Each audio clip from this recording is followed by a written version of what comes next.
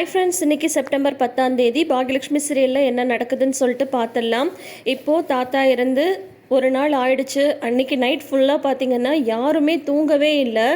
இங்கே வந்து பார்த்திங்கன்னா பாக்யா எழுந்து பார்த்துட்ருக்காங்க. பாட்டி வந்து அசந்து படுத்துடுறாங்க. எழிலாகட்டும், செழியன் ஆகட்டும், அமிர்தா ஆகட்டும், ஜெனி ஆகட்டும், எல்லாருமே மாற்றி மாற்றி அழுதுட்டு தான் இருக்காங்களே. யாருமே வந்து படுக்கவே இல்லை. எழிலோட கண்ணுக்கு தாத்தா வந்து அந்த ஈசி சேரில் உட்காந்துட்ருக்கிற மாதிரியே அவருக்கு வந்து தோணிட்டுருக்கு. அதுக்கப்புறம் சரி நீங்களாம் படுங்க அப்படின்னு சொல்லிட்டு சமாதானப்படுத்தி அமிர்தாவையெல்லாம் வந்து தூங்க வைக்கிறாரு எழில். அதுக்கப்புறம் பார்த்திங்கன்னா அடுத்த நாள் காலையில் வந்து பாக்யா தான் ஃபஸ்ட்டு எழுந்திருக்கிறாங்க. செல்வி வந்து தூங்கிட்டுருக்காங்க. பாக்யா வந்து பார்க்குறாங்க. பாட்டியுமே வந்து தூங்கிட்டுருக்காங்க. மெல்ல எழுந்து வந்து பார்க்குறாங்க பாக்யா. பார்த்தீங்கன்னா ஹாலில் வந்து பிள்ளைங்கள்லாம் படுத்துட்ருக்காங்க. அவங்கெல்லாம் படுத்துட்ருக்கிறத பார்த்துட்டு டக்குன்னு திரும்பி பார்த்தா ஈசி சேரில் வந்து தாத்தா வந்து உட்காந்து பேர பசங்களை வந்து பார்த்துட்ருக்குற மாதிரி இருக்குது. அவங்க வந்து அப்படியே பார்த்துட்ருக்காரு தாத்தா பேர பிள்ளைங்களெல்லாம்.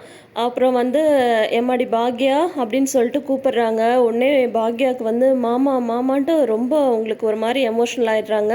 அந்த சேர் பக்கத்தில் போய் உக்காந்துட்டு பாக்யா வந்து அழறாங்க. உடனே செல்வி வந்து எழுந்து வந்துடுறாங்க. வந்துட்டு அதை பார்க்குறாங்க. பார்த்துட்டு சரி மனசு விட்டு அழுதா தானே பாரம் குறையும் அப்படின்ற மாதிரி அவங்க வந்து பேசாமல் வந்து போயிடுறாங்க.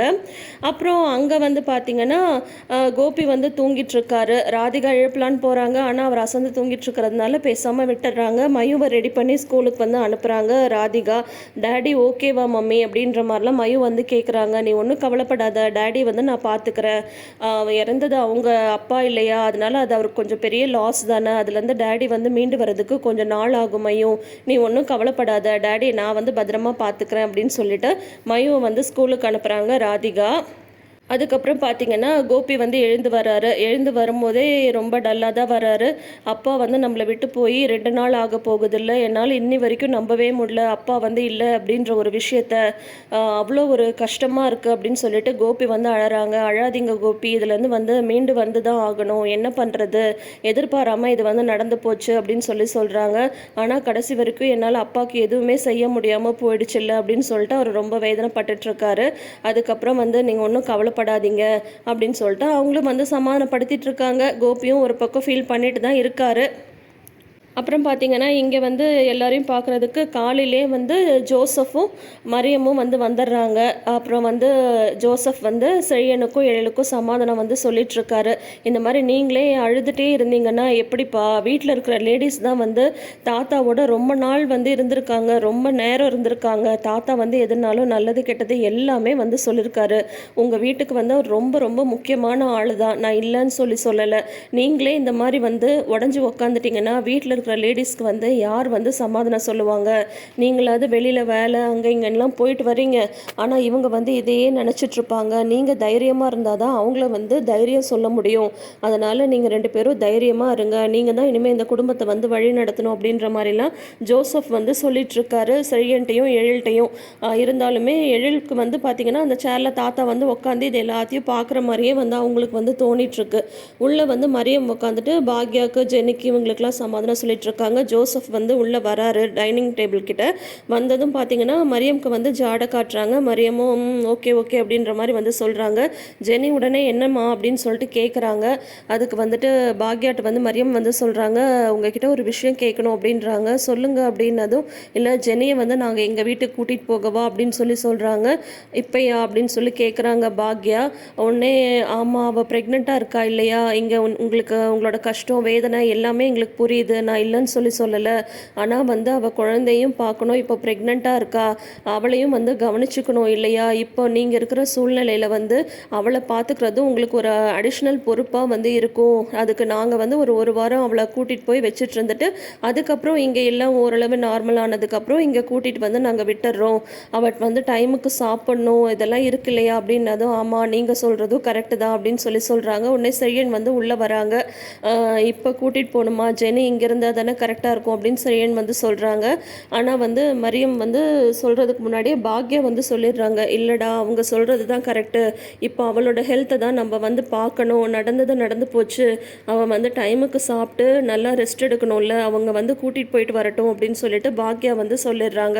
ஆனால் ஜெனிக்கு வந்து இதில் கொஞ்சம் விருப்பம் இல்லாமல் தான் இருக்குது. நான் அவசியம் அங்கே வந்தே தான் ஆகணுமா மம்மி, நான் இங்கே இருந்தால் தானே எனக்கு வந்து கரெக்டாக இருக்கும் அப்படின்னு சொல்கிறாங்க. இங்கே வந்து செழியன் என்ன பண்ணுறாங்க, ஆன்ட்டி என்ன பண்ணுறாங்கன்னா என்னால் யோசிக்காமல் இருக்கவே முடியாது அப்படின்னு சொல்கிறாங்க. இல்லை ஜெனி, நீ வந்து அங்கே அங்கே போயிட்டு இருந்துட்டு வா, உன்னோட உடம்பை பார்த்துக்கோ அப்படின்னு சொல்கிறாங்க. சரி உள்ளே போயிட்டு பாட்டிகிட்ட சொல்லிட்டு வரலான்னு போகும்போது பாட்டியும் இனியாவும் உட்காந்து அழுதுட்ருக்காங்க. அப்போ மரியம் வந்து பாட்டிகிட்ட சொல்கிறாங்க, அழாதீங்கம்மா, நீங்கள் வந்து தைரியமாக இருங்க, நாங்கள் எல்லாரும் உங்கள் கூடயே இருக்கோம் அப்படின்னு சொல்லிட்டு இந்த மாதிரி ஜெனியை வந்து நாங்கள் எங்கள் வீட்டுக்கு கூட்டிகிட்டு போகிறோம், ஒரு வாரம் கழித்து கொண்டு வந்து விடுறோம் அப்படின்னு சொல்கிறாங்க. பாட்டினால எதுவுமே பேச முடியல. ஜெனி அப்படியே அழுதுகிட்டே பார்க்குறாங்க. அதுலேயே ஜெனி வந்து புரிஞ்சுக்கிறாங்க, இனியா வந்து போகாதீங்கக்கா அப்படின்ற மாதிரி வந்து இனியா வந்து ஜாடை காட்டுறாங்க. உன்னை பாட்டி வந்து ஜெனியை பார்த்து அழறதை பார்த்துட்டு, இல்லை பாட்டி நான் எங்கேயும் போகல, உங்கள் கூட தான் இருக்க போகிறேன் அப்படின்ற மாதிரி சொல்லிடுறாங்க. ஜெனி, நீ வா மம்மி வெளியில் அப்படின்னு வெளியில் கூட்டிகிட்டு வராங்க. ஏன் ஜெனி இந்த மாதிரி பிடிவாதம் பிடிக்கிற, எங்களோட வா அப்படின்னு சொல்கிறாங்க. முடியாது மம்மி, என்னால் இந்த சூழ்நிலையில் இங்கேருந்து வரவே முடியாது, கண்டிப்பாக நான் அங்கே வந்தாலுமே இங்கே எல்லாரும் என்ன பண்ணிகிட்ருக்காங்க, பாட்டி என்ன பண்ணுறாங்க, செழி என்ன பண்ணுறான், ஆண்டி என்ன பண்ணுறாங்க, நான் அதே தான் யோசிச்சுட்ருப்பேன், இங்கே இருந்தாவது இவங்க எல்லாருக்கும் நான் வந்து ஏதாவது ஆறுதல் சொல்லிட்டுருப்பேன் அப்படின்ட்டு, நான் வரலன்னா வரல, என்னை வந்து கட்டாயப்படுத்தாதீங்க அப்படின்னு சொல்லிட்டு ஜெனி வந்து சொல்லிட்டு உள்ளே வந்து போயிடுறாங்க.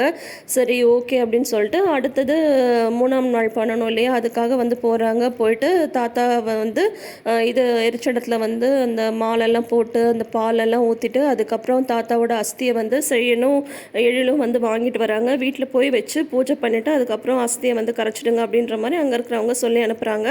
அப்போ வந்து கரெக்டாக கோபியும் ராதிகாவுமே வந்து வராங்க. இவங்க வந்து பார்த்துட்டு அமைதியாக போயிடுறாங்க. அதுக்கப்புறம் அவங்கக்கிட்ட போய் கோபி வந்து கேட்குறாரு, எங்கள் அப்பாவோட அஸ்தி வேணும் அப்படின்னு கேட்குறாங்க. அதுக்கு அந்த சடங்கு செய்கிறவங்க சொல்கிறாங்க, இப்போ தானே வாங்கிட்டு போனாங்க அப்படின்றாங்க. உடனே ராதிகா சொல்கிறாங்க, இல்லை அவங்க அப்பாவுக்கு வந்து இவர் எந்த சடங்குமே செய்யலை, அஸ்தி அது கரைக்கணும்னு ஆசைப்படுறாரு அப்படின்னதும் சரி இருங்க அப்படின்னு சொல்லிட்டு அஸ்தியை வந்து எடுத்து அந்த பானையில் வச்சு கொடுக்குறாங்க. அதோட இன்றைக்கி எபிசோடை வந்து முடிச்சிருக்காங்க. ஸோ இனி அடுத்தது என்ன நடக்க போகுதுன்றதை வெயிட் பண்ணி பார்த்து தெரிஞ்சுக்கலாம். தொடர்ந்து வீடியோஸ்க்கு நம்ம சேனலை சப்ஸ்கிரைப் பண்ணிக்கோங்க, நோட்டிஃபிகேஷன் பெல் ஐக்கானில் ஆல் சிம்பிள் கிளிக் பண்ணிக்கோங்க. தேங்க்யூ.